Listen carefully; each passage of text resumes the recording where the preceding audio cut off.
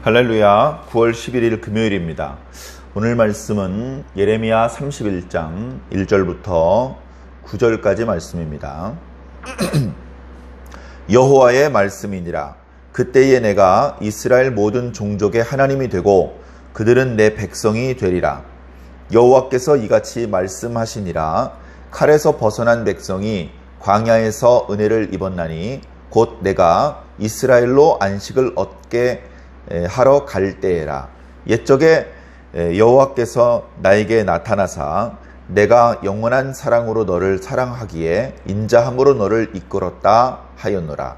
처녀 이스라엘아, 내가 다시 너를 세우리니 네가 세움을 입을 것이요 네가 다시 소고를 들고 즐거워하는 자들과 함께 춤추며 나오리라. 네가 다시 사마리아 산들의 포도나무들을 심되 심는 자가 그 열매를 따기 시작하리라. 에브라임 산 위에서 파수꾼이 외치는 날이 있을 것이라. 이르기를 너희는 일어나라. 우리가 시온에 올라가서 우리 하나님 여호와께로 나아가자 하리라. 여호와께서 이와 같이 말씀하시리니라. 너희는 여러 민족의 앞에 서서 야곱을 위하여 기뻐 외치라. 너희는 전파하며 찬양하며 말하라. 여호와여, 주의 백성 이스라엘의 남은 자를 구원하소서 하라. 보라, 나는 그들을 북쪽 땅에서 인도하며 땅 끝에서부터 모으리라. 그들 중에는 맹인과 다리 저는 사람과 잉태한 여인과 해산하는 여인이 함께 있으며 큰 무리를 이루어 이곳으로 돌아오리라. 그들이 울며 돌아오리니 나의 인도함을 받고 간구할 때에 내가 그들을 넘어지지 아니하고 물 있는 계곡에 곧은 길로 가게 하리라. 나는 이스라엘의 아버지요 에브라임은 나의 장자니라. 아멘. 아멘.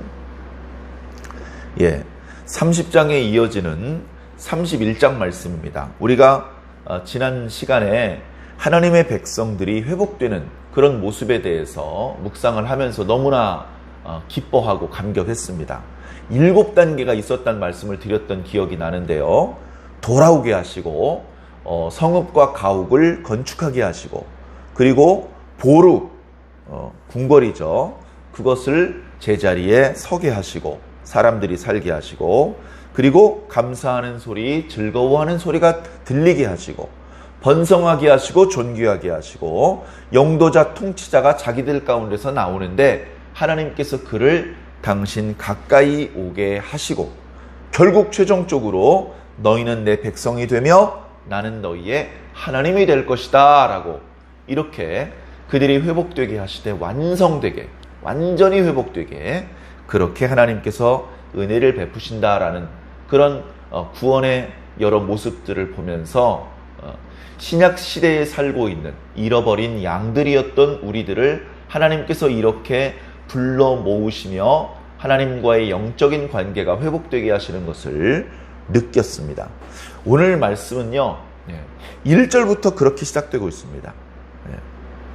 1절부터 내가 이스라엘 모든 종족의 하나님이 되고 그들은 내 백성이 될 것이다. 이 말씀은요 단순히 관계의 회복을 뜻하는 것이 아니고 그것을 넘어서 하나님과 하나님 백성 사이에 오래전부터 맺어서 이어 내려오고 있던 그 언약을 회복시키겠다는 겁니다.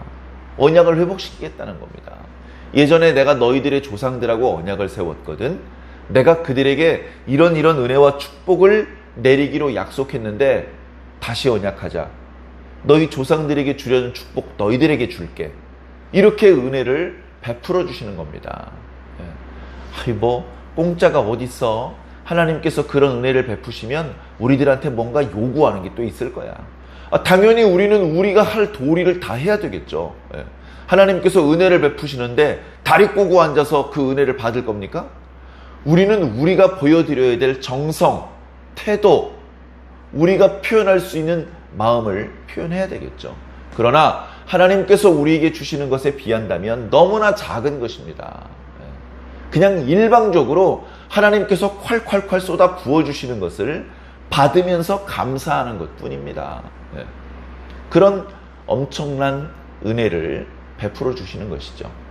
자, 그런데 오늘 말씀에 보면 특별히 이런 표현이 나오죠. 이스라엘 모든 종족의 하나님이 될 것이다. 우리는 예레미야 시대를 생각해 볼 수 있습니다.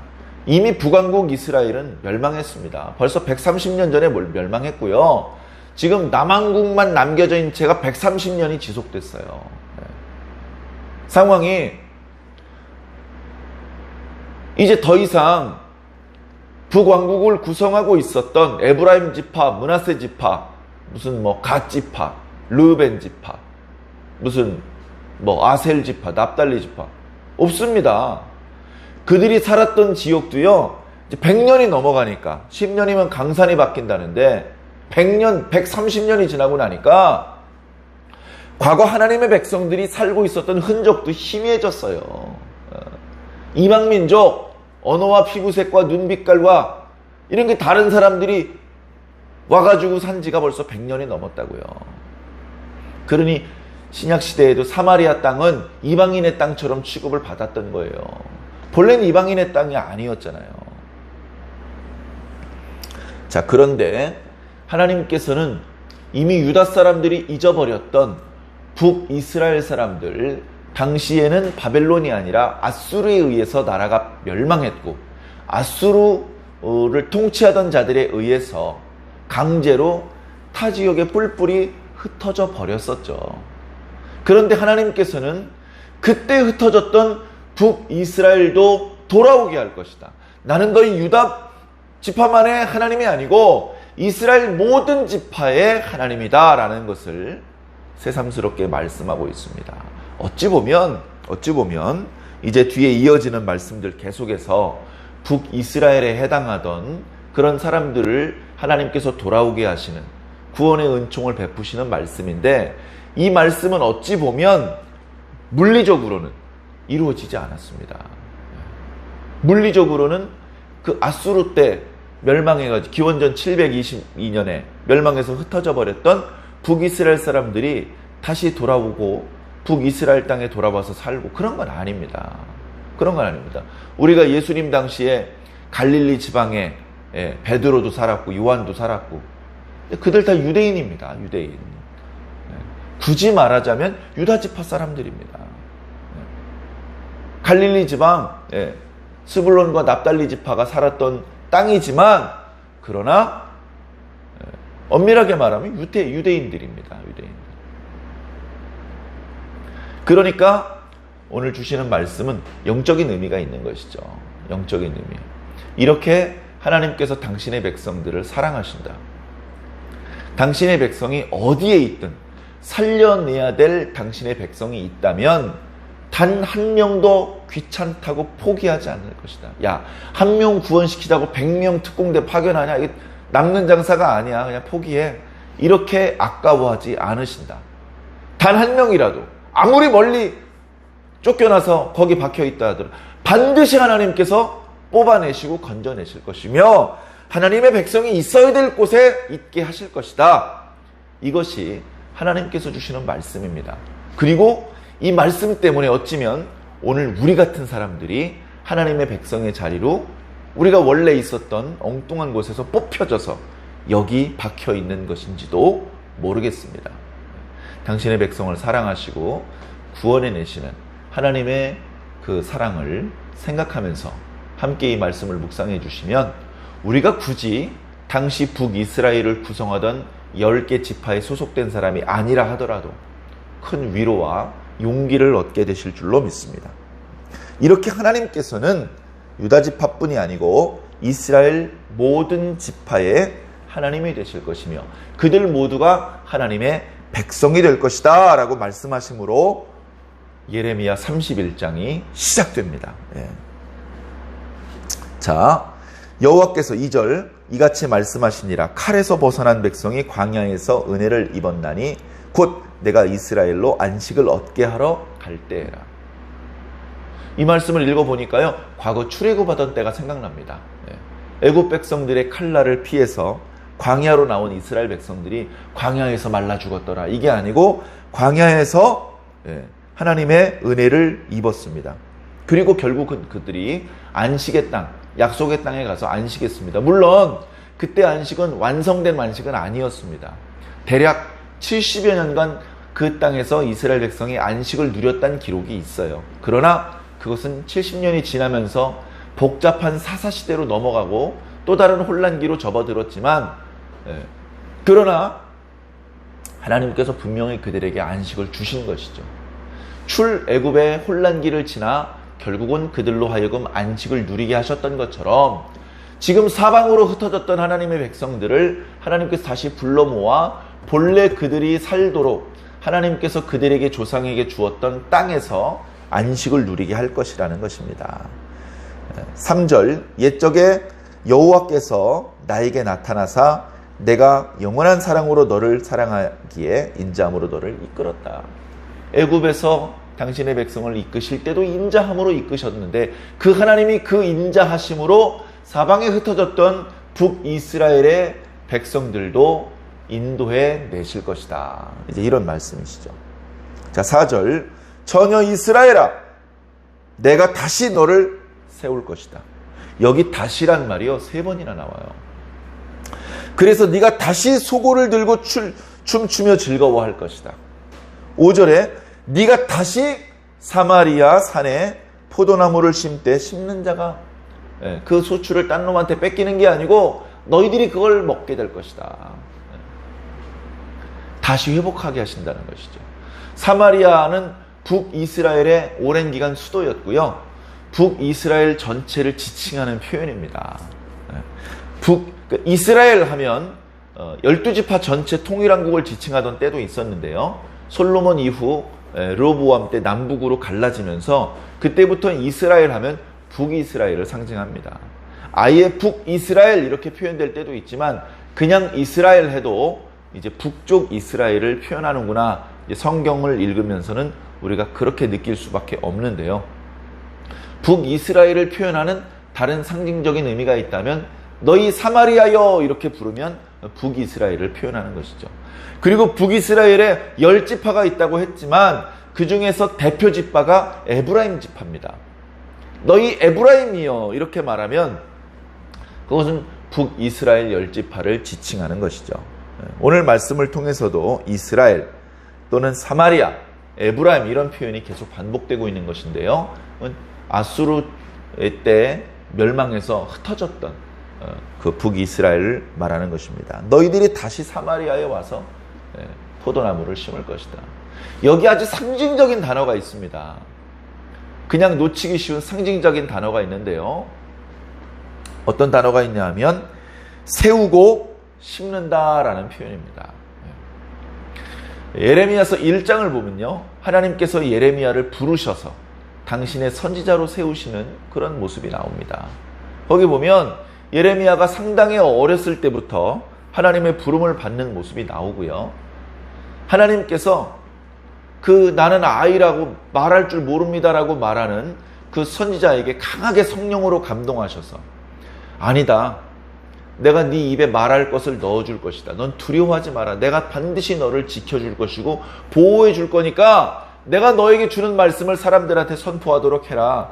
그리고 내가 너를 반드시 너를 통해서 이런 일을 이룰 것이다. 6가지를 말씀하시는데요. 그 6가지가 뭐냐? 내가 너로 뽑으며 파괴하며 파멸하며 넘어뜨리며 건설하며 심게 하리라. 이 말씀이 예레미야 1장 10절에 있어요. 앞에 4가지하고 뒤에 2가지가 상반되죠. 앞에 4가지는 뽑고 파괴하고 파멸하며 넘어뜨린다. 그런데 이때 넘어지는 자들은 불행하겠지만 그 뒤에 건설하고 심게 하리라. 이렇게 건설되고 심기어지는 자는 복된 자들입니다. 근데 그때 건설하고 심는다는 표현에 썼던 단어를 지금 쓰고 있는 거예요. 4절에 처녀 이스라엘아 내가 다시 너를 건설할 것이다. 네가 건설함을 입을 것이다. 그리고 5절에 너희가 다시 사마리아 산들에 포도나무를 심을 것이다. 그러니까 선지자를 통해서 이루려는 하나님의 뜻을 이루는 것 중에 하나가 북이스라엘 10지파, 그 흩어졌던 사람들이 다시 돌아와서 본래 그들의 땅에 다시 세워지고 심기워지는 것이 하나님의 뜻임을 말씀해 주고 있습니다. 자, 북이스라엘 흩어졌던 그들을 생각해 봅시다. 자, 유다 지파는요, 바벨론에 70년 동안 포로로 잡혀 있었어요. 엄마 아빠 손잡고 성전에 뛰어놀던 꼬맹이가 수염이 배꼽까지 자라서 유다로 복귀했어요. 근데 북이스라엘 사람들이 만약에 이때 역사적으로 복귀를 했다면 거의 200년 만에 복귀하는 겁니다. 예. 남왕국이 멸망하고서 70년 만에 돌아왔잖아요. 남왕국이 멸망하기 136년 전에 멸망했던 북이스라엘이기 때문에 그들은 흩어진 이후에 200년 만에 돌아오는 겁니다. 예. 만약에 돌아왔다면. 그들이 돌아오면서 어떤 마음이었을까요? 아씨, 이제 겨우 정착했는데 왜 또 오라 그래? 그랬을까요? 그렇지 않죠. 야, 우리를 잊지 않으시고 우리를 불러주시는 하나님 감사하다. 이렇게 은혜를 베풀어 주시는 하나님의 은혜에 대해서 감사할 겁니다. 그래서 6절에 이런 표현이 있죠. 에브라임 산 위에서 파수꾼이 외치는 날이 있을 것이다. 에브라임 산 위에서. 에브라임, 그러니까 북이스라엘 사람들이 다 복귀한 것이죠. 하나님께서 그들을 다시 이 북이스라엘 땅에 세우시고 그들을 거기에 심으신 것이죠. 그렇게 하나님의 부름을 받았던 하나님의 백성들이 하나님께 감사와 영광을 돌리기 위해서 시온으로 올라가자라고 외치는 겁니다. 에브라임 산 위에서 파수꾼이 외치는 날이 있을 것이라. 이르기를 너희는 일어나라. 우리가 시온에 올라가서 우리 하나님 여호와께로 나아가자. 왜 하나님께 나아갑니까? 항의하러 나아갑니까? 하나님 이번에 이렇게 하기로 하셨는데요, 우리 그 반대입니다. 데모하러 가는 겁니까? 아니죠. 감사하고 하나님 찬양하고 영광을 돌리기 위해서 가는 것이죠. 자, 7절을 보겠습니다. 여호와께서 이같이 말씀하시리라. 너희는 이렇게 해라 라는 뜻입니다. 너희 북이스라엘 사람들아, 여러 민족 앞에 서서 야곱을 위하여 기뻐 외치라. 여러 민족 앞에 서서, 번역이 너무 부드럽게 되어 있는데요, 이 말은 어떤 뜻이냐면 여러 민족의 머리가 될, 우두머리, 두령이 될 야곱을 위하여 기뻐하라. 하나님께서 단지 너희를 그 흩어졌던 나라에서 돌아오게 하는 것이 아니고 너희들을 많은 민족들의 우두머리 민족이 되게 할 것이다. 그러니 너희는 마땅히 기뻐해야 된다. 그리고 너희는 이렇게 말해야 된다. 여호와여, 주의 백성 이스라엘의 남은 자를 구원하소서. 이 남은 자라는 표현은요, 상당히 의미심장한 표현입니다. 이 남은 자라는 표현 속에는요, 하나님의 구원과 심판의 메시지가 함께 들어있습니다. 왜 남은 자라는 표현이 하나님의 심판 그리고 하나님의 구원과 관련됩니까? 자, 하나님의 백성이 죄를 지었습니다. 악행을 많이 저지르고 죄가 허다합니다. 하나님께서 그들에게 잔인한 징계를 내리셨습니다.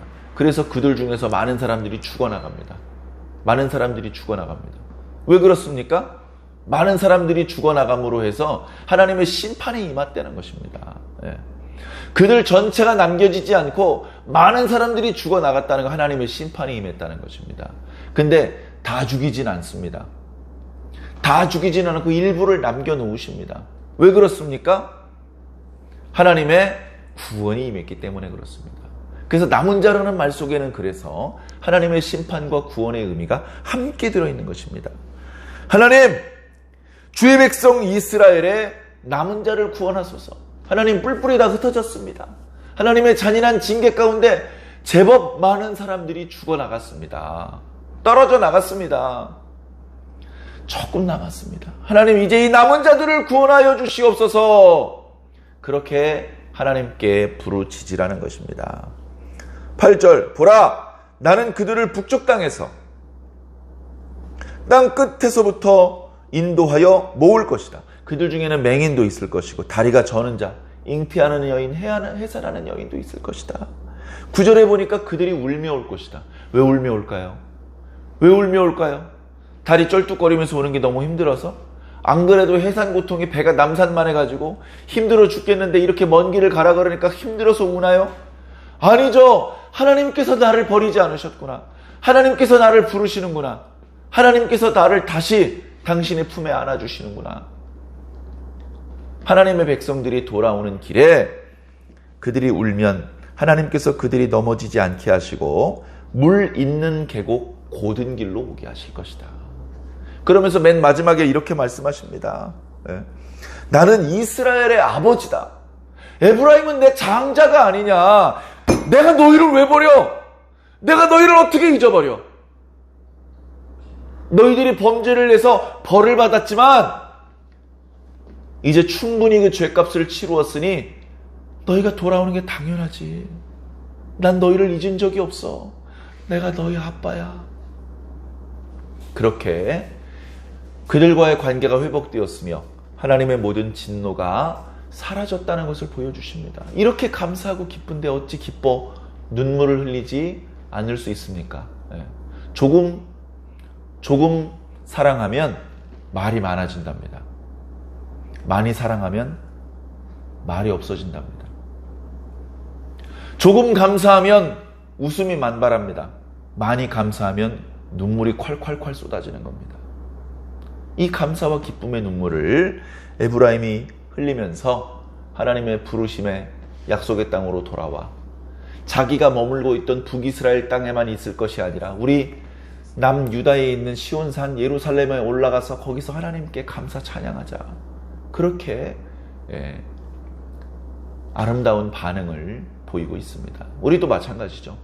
우리가 하나님의 백성이 된 것이 우리 공로 때문입니까? 우리가 예수 그리스도를 통한 하나님의 구원이 있다는 것을 깨달은 것이 우리 지혜 때문입니까? 전적으로 하나님의 은혜 때문이 아닙니까? 우리가 이제 주의 백성이 되었으니 다리 꼬고 앉아서 큰 소리 쳐야 되겠습니까? 더 겸손해야 되고 우리를 부르신 하나님 앞에 더 납작 엎드러져서 감사해야 됩니다. 우리 속에 시작된 하나님의 구원이 완성되기를 간구해야 됩니다. 우리가 가는 구원의 길이 좁고 협착한 길이라 힘들어서도 눈물이 나겠지만 우리를 불러주시고 구원해 주시는 사실 자체만으로도 우리는 감격의 눈물을 날마다 쏟아야 될 것입니다. 그 구원의 감격이 시들해지지 않고 계속해서 여러분들의 가슴을 뜨겁게 달구게 되시기를 주님 이름으로 간절히 축원합니다. 우리 기도하겠습니다. 고마우신 아버지 하나님, 너무나 시간이 오래 지나서 우리를 잊어버리셨나? 우리는 온전히 버림받은 자들인가? 그런 생각을 했을지 모를 북이스라엘 하나님의 백성들을 향해서 하나님께서 나는 유다의 하나님만이 아니라 이스라엘 모든 지파의 하나님이다. 너희 모두는 나의 백성이다. 내가 너희 아버지고 에브라임은 나의 장자다. 이렇게 말씀해 주시는 것만으로도 얼마나 큰 위로가 되는지 모릅니다. 하나님께서 당신의 백성을 잊지 않으시고 북쪽 땅 그 먼 곳에서 당신의 백성을 이끄시며 모으시고 그들 중에 눈먼 자 저는 자 해산하는 여인들이 있을지라도 그들이 울면서 오게 될지라도 하나님께서 그들에게 물 있는 계곡 고든 길로 인도하시며 기어이 당신의 백성들을 마땅히 있어야 될 땅에 세우시고 심으시는 하나님의 구원을 하나님께서 펼쳐주시니 감사합니다. 우리는 만입이 있어도 감사밖에는 드릴 것이 없습니다. 우리가 지금 예수 그리스도를 영접하여 주의 백성이 되었지만 우리는 여전히 하나님 앞에 납죽 엎드러져서 우리를 살려주신 하나님의 은혜에 감사하며 하나님을 찬양하며 하나님을 기뻐하며 사는 것이 마땅한 줄로 믿습니다. 우리가 이렇게 하나님의 복에 함몰되어 살 것이 아니라 일어나서 날마다 하나님 계신 곳으로 나아가며 하나님의 이름을 부르며 하나님께서 우리들에게 베풀어 주신 은혜를 날마다 선포하는 자들이 되게 하여 주시옵소서. 하나님께서 반드시 당신의 남은 자들을 구원하실 줄로 믿습니다. 우리를 그렇게 구원하셨고 또 앞으로 계속해서 구원받아야 될 당신의 잃어버린 양들이 있는 줄로 믿습니다. 그들 모두가 속히 구원받게 하여 주옵시며 당신의 뜻이 이루어지고 당신의 뜻이 온전히 성취되기를 주님 간절히 소망합니다. 연약한 저희 종들을 불러주시니 감사하며 당신의 도구로 사용하여 주시옵소서. 감사하며 예수 그리스도 이름으로 믿고 기도하옵나이다. 아멘.